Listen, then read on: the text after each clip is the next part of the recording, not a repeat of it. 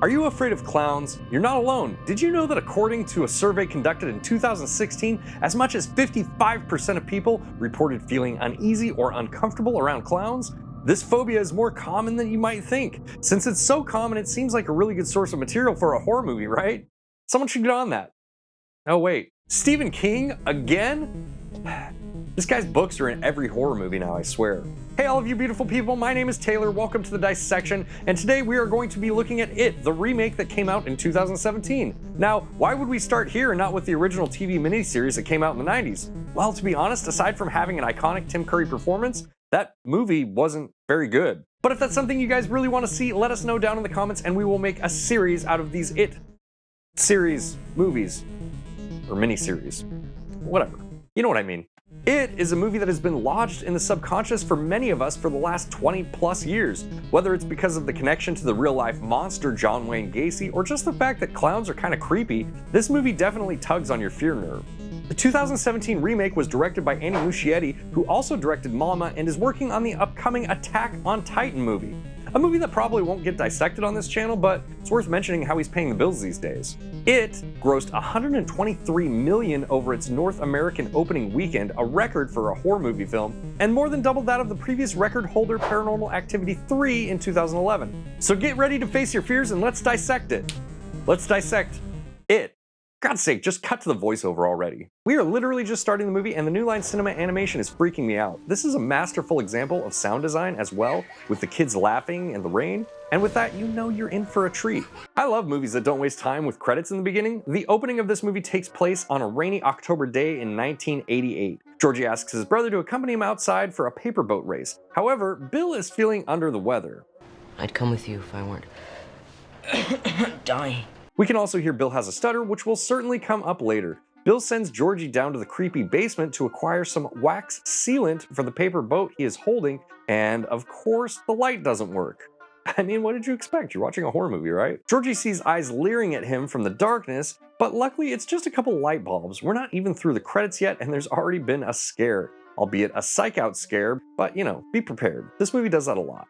Georgie goes outside and races his boat down the gutter until... Low bridge! You might want to put a stake on that eye. The boat floats around the downtown Portland, Oregon condo, down the storm drain, and wouldn't you know it, there's an evil fucking clown down there. We are less than 10 minutes in and you are already forced to experience the terror that is Pennywise the dancing clown.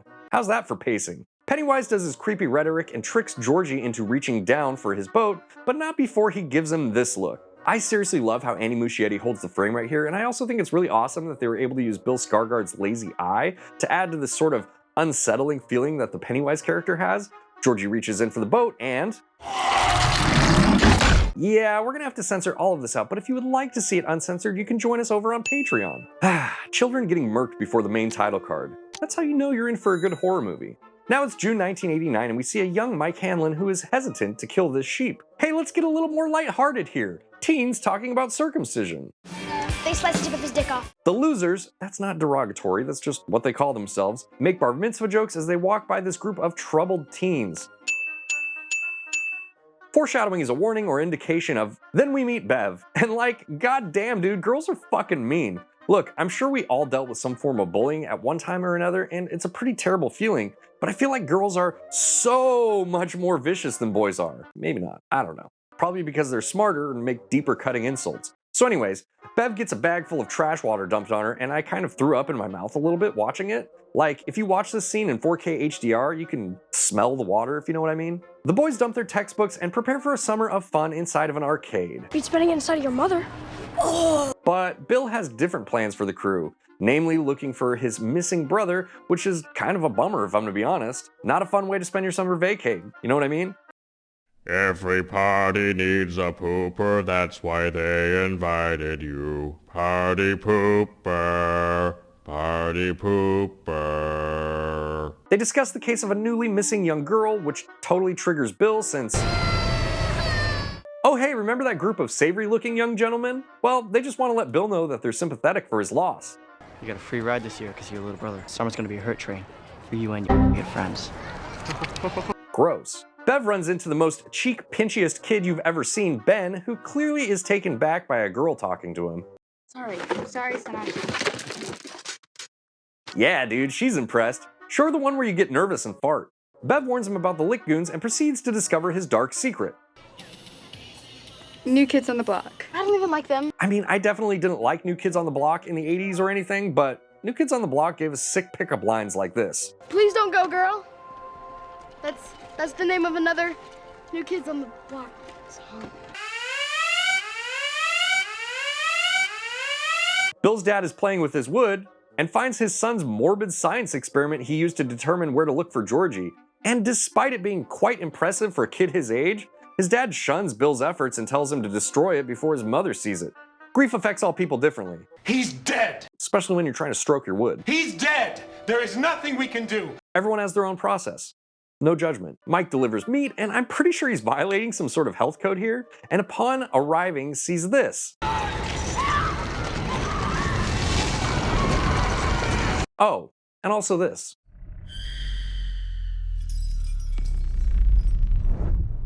He's snapped out of it by being almost ran over by a car, and it's, oh hey, those nice kids from earlier. Probably just coming to wish Mike a good date. Get the fuck out of my town! Stanley practices for his circumcision, bar mitzvah. I always get those mixed up.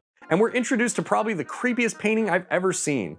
I mean, who bought this stupid thing and thought, oh hey, that'd look really nice in my office? The fuck out of here with that. The painting falls, and when Stanley picks it back up, oops, where'd that creepy lady go?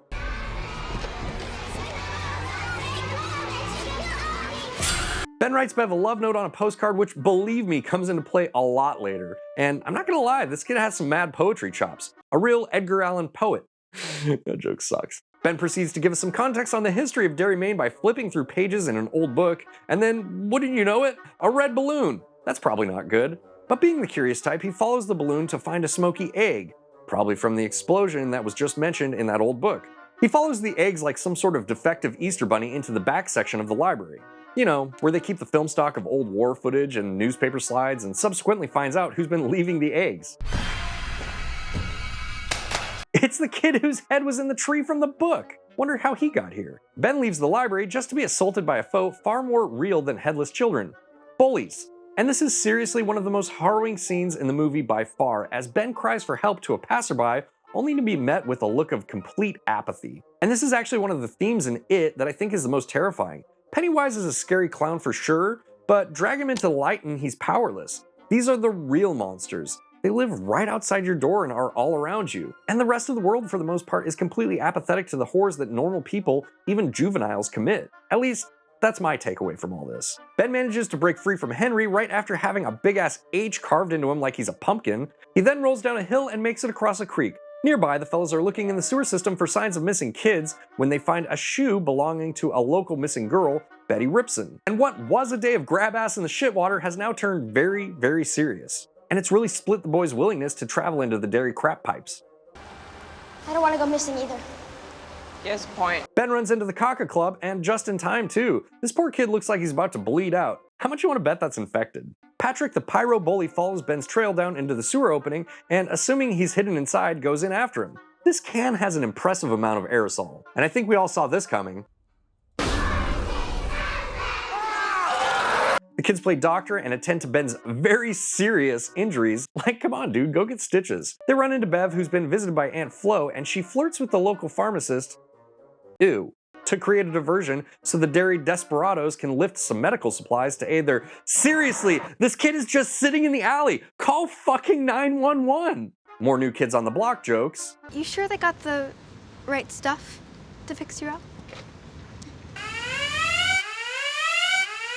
These kids are fun, and I'm going to brush over a lot of this because, hello, demonetization. But let's just say Bev's dad is an insufferable douchebag, and that's putting it as nicely as possible. But you do get a sense that the parents in Derry are either completely oblivious to the plight of their children or completely complicit in it. Especially here with Bev's father, it's almost as if Pennywise has cast a spell and put them in this sort of limbo where they just all exist.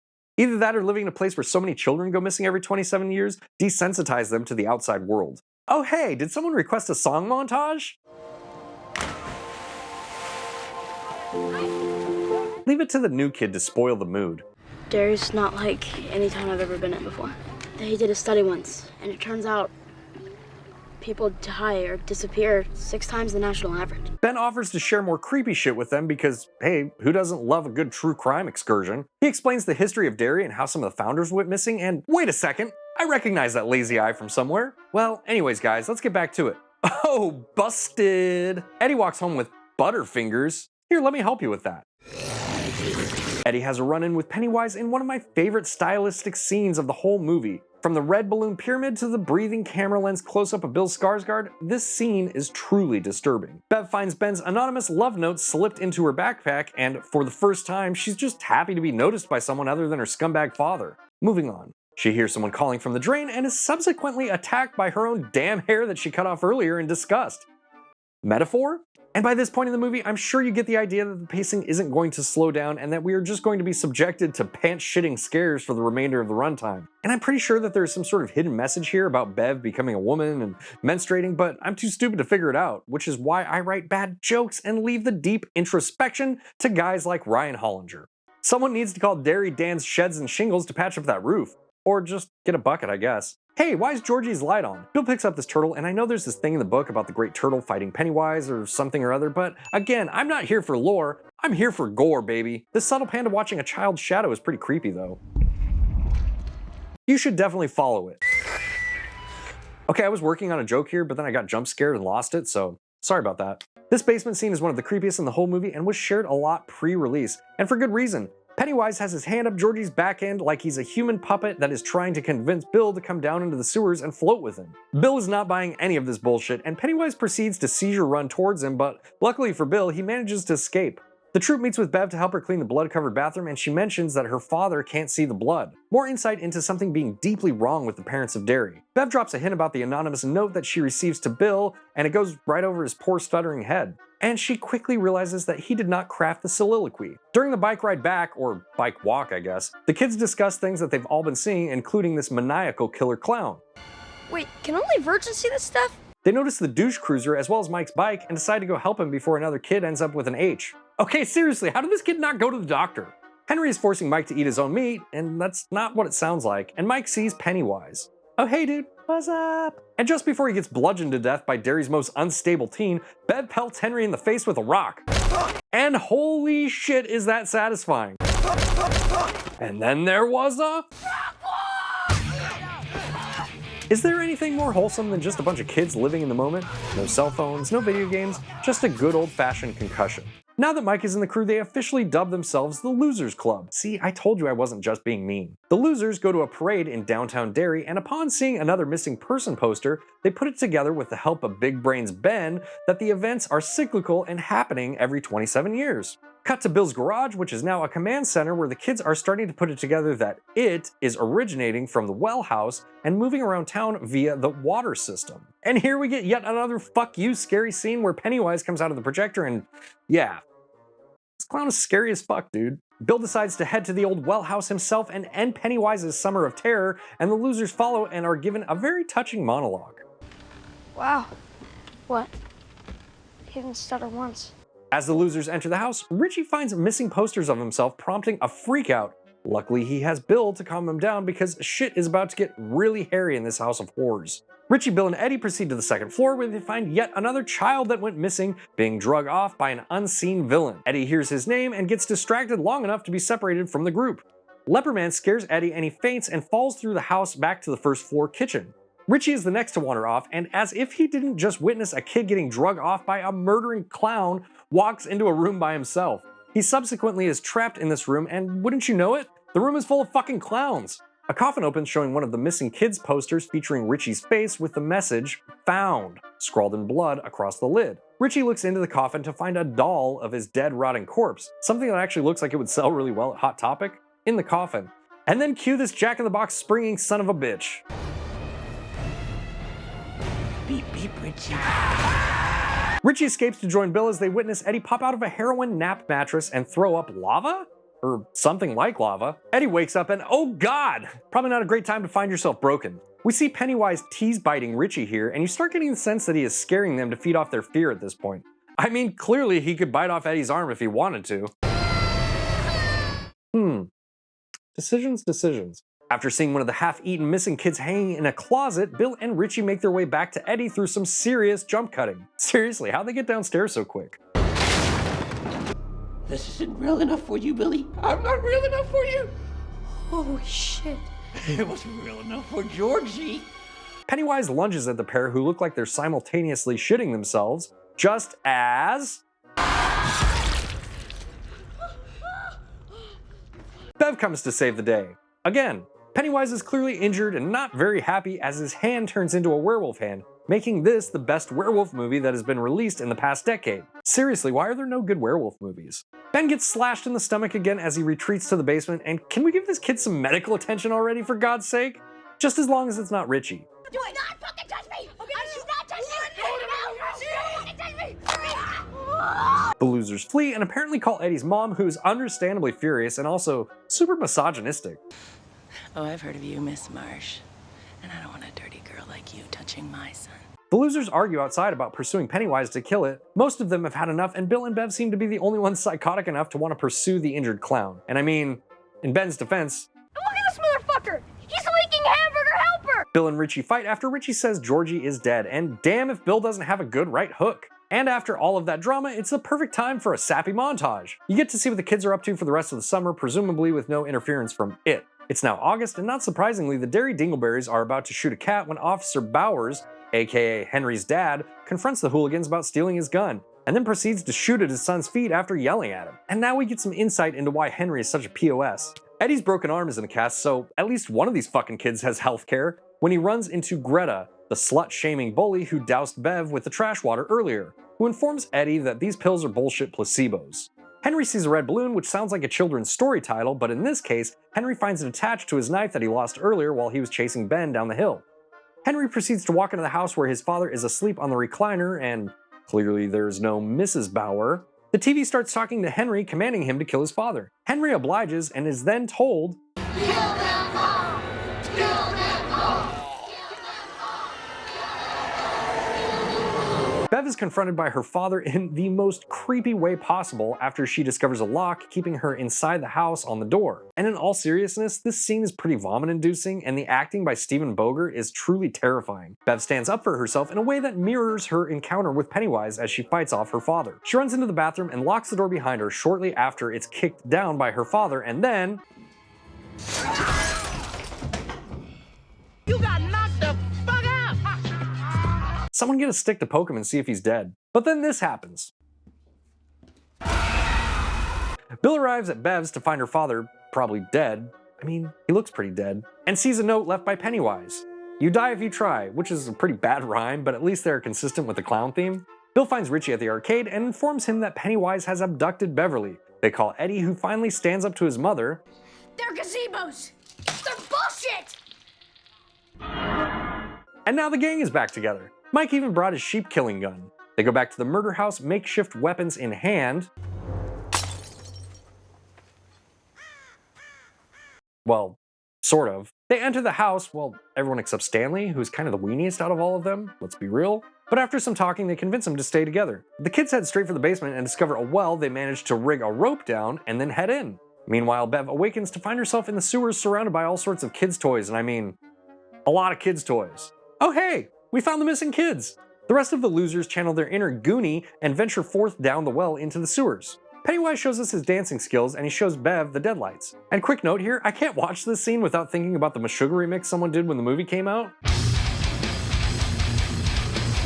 Mike is the last one down the well, but he's too late as Henry, now covered in blood and completely insane, hits him in the head. He struggles with Mike and attempts to kill him with his own sheep-killing gun, but luckily Mike's reflexes kick in and Henry eats another rock to the head right before Mike line drives him into the well. Well, Mike has a classic horror movie fuck up and drops his ammo down the well, and then we cut to Stanley, who's being stalked by it. Didn't we just have a conversation about staying together, Stanley? What the fuck, man? Luckily for Stan, the wandering doofus, the rest of the losers show up just in time to shoot it off away from eating his face like they are wafting flies away from their potato salad. Next one to wander off is Bill, who sees his brother Georgie, but Bill knows full well that it is playing tricks on him. He follows Georgie to the float tank, float layer, whatever this is. where all the dead kids are. You know what I'm talking about. Also, there's a guitar here, so that's how they relic those things. That is a joke for everyone who is here from the Guitar Channel. The rest of the losers catch up and pull Bev down from her float session and attempt to wake her from her trance. Whoa, Ben! Not cool, man! You need consent. But hey, it actually works like some sort of weird sleeping beauty. The losers hug it out, and meanwhile, Eddie sees Bill talking to Georgie, or Pennywise, in a very remarkable, touching scene that shows he is moving on from the grief of losing his brother. This is actually pretty hard to watch, and the young Jackson Robert Scott really gives a performance that will tug on your heartstrings. And just at the height of this sad, emotional fare, But you're not Georgie. yeah, that's messed up. I love how they hang here for a second and let you think that there's a possibility that Georgie somehow survived and Bill accidentally sheeped his brother, but no, it's Pennywise. Pennywise attacks the kids, and though they fight back and can't overpower him, he captures Bill and offers the rest of the losers a proposition. That if they leave and let him have Bill, he will let them all live. Bill agrees with this and pleads with them to abandon their mission. But I'm gonna have to kill this fucking clown. losers stick together. They're not having any of that shit. Welcome to the Losers Club, asshole! These kids bludgeon Pennywise to death as he morphs between the fears, landing on Bev's father, which doesn't go so well for him. Bev impales Pennywise, and Pennywise retreats once again and manages to fall down another well. He falls into a well that's within a well, like he's Leonardo DiCaprio and we're in Inception. The missing kids, dead bodies I assume, start floating down to the ground, and the losers share in Bill's grief as he finds Georgie's raincoat, and we fade into September. The losers are huddled up as Bev relays her experience from being in the deadlights, and in a very foreshadowy way talks about them returning to the cistern as adults. Bill grabs a piece of dirty glass and coerces the kids into a blood pact to return and kill Pennywise if he ever comes back. And in the It universe, staph infections just don't exist apparently. And also, poor Ben, dude. This kid has been cut up in this movie like a birthday cake. Like they could have probably just pinky swore, but Bill had to be all dramatic about it. The losers go their separate ways and we are left with Bev and Bill. Bev tells him that she is moving to Portland with her aunt the next day, and we sort of get the sense that this is the group breaking up. Now that Pennywise is dead, they can move on. For now. Honestly, this is one of the best horror movies to come out in the last 10 years, and while it is technically a remake, I'd consider this the first real adaptation of It. Sure, you can argue that Tim Curry played a fantastic monster in the original, and the original will always be a classic, but the original was also made for TV, which is a completely different medium than making a large budget movie for the big screen. And every time someone tries to argue that the original was somehow better, I feel my eyes begin to roll into the back of my head like I'm going into anaphylactic shock. Like I said, there are great qualities from the first movie, but this one is just flat out better in every way. Even with Tim Curry's masterful performance as Pennywise, I would argue that Bill Skarsgård was a better Pennywise. There is a real subtlety to the character that makes him more sinister and creepy, and you really feel as if he is an ancient being that is not of this world, as opposed to Tim Curry's over-the-top bravado and playing Pennywise more like a killer slasher clown, and less like a manifestation of fear that sometimes appears as a clown. Anyways, let us know what you think in the comments. Did you prefer the original? Maybe you are a die-hard Seth Green fan and can't imagine a world where one of the Skarsgård brothers outperforms legendary Tim Curry. Either way, we'd love to hear about it down below, and until we meet again, stay safe, lock your doors. That's not creepy or anything. I should definitely follow it. Oh no, not again. Wake up, wake up! I hate it when this happens. Always after I drink milk. Hello? Where am I? Why do I get the feeling there's something right behind me?